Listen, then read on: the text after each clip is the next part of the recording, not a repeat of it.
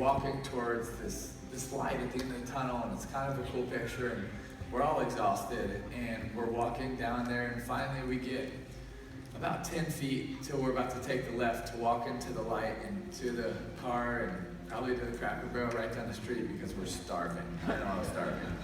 And one of my buddies, he goes to the ward, "Hey, Ward, what's down that hallway?" And it was right in the corner at the edge, and you could barely see it. And Ward said, "That's Suicide Watch." It was the only place we hadn't been the entire day, and my friend says, "Are there any inmates in Suicide Watch right now?" He said, "Yeah, there's 4. My buddy said, "Well, you think we can see him?" Warren says, "Yeah, you can see him." So they both look at me, and I was like, "Yeah, if you'll trip me more, of course we'll go see him." And so we walk to Suicide Watch, and we go up to door number 1, and it doesn't go very well. We go up to door number 2. It doesn't go very well. We're getting ready to go up to door number 3, and Warden grabs me by the forearm, and he says, "Timmy, just let me tell you about this guy." He said, "Yeah, he's in here for murder, but a couple of days ago, he also killed another one of our inmates, and this guy has totally lost all hope, and he will do anything to kill himself."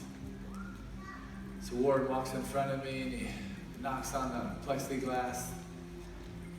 He says, "Young man, you got a special visitor you might want to come see." Ward continues, and I'm walking towards this cell, and you gotta understand what it looks like. It's a complete steel cage with a tiny bit of plexiglass and bars going through it, and on the inside it's padded floors, padded walls, padded ceiling, and this young man, who's younger than I am, is in the back of the cell, completely chained up, feet are chained, arms are in a suicide vest, and he can only move his fingers like this.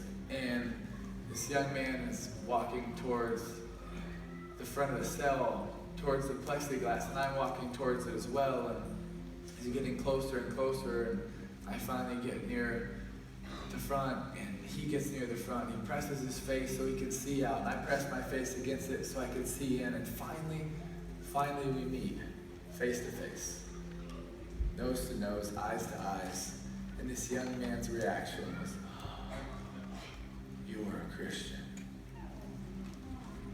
I said, "Yes, sir, I am. Do you know why we're here?" He said, "Nah." I said, "We're here to tell you that God loves you." And instantly, this young man who's younger than I am, he falls to the floor weeping uncontrollably. It takes him probably 5 minutes to kind of recover himself. Another couple just to stand up because of the chains. And he finally stands up, and he presses his face back to the glass, and he points his finger at me. He said, "You might not believe this, but 5 minutes ago, right before you walked up, I told God, I said, God, you ain't ever done nothing for me. You ain't ever been there for me. My entire life, I have been abused, I've been neglected, I've been thrown away.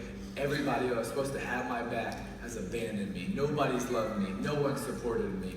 If you are real, then you better show up now, because if you don't, I will do anything to end my life. You show me that you are real." And that's why the first thing he said when he saw me was, "You are a Christian," because that was God answering his prayer, that he's real.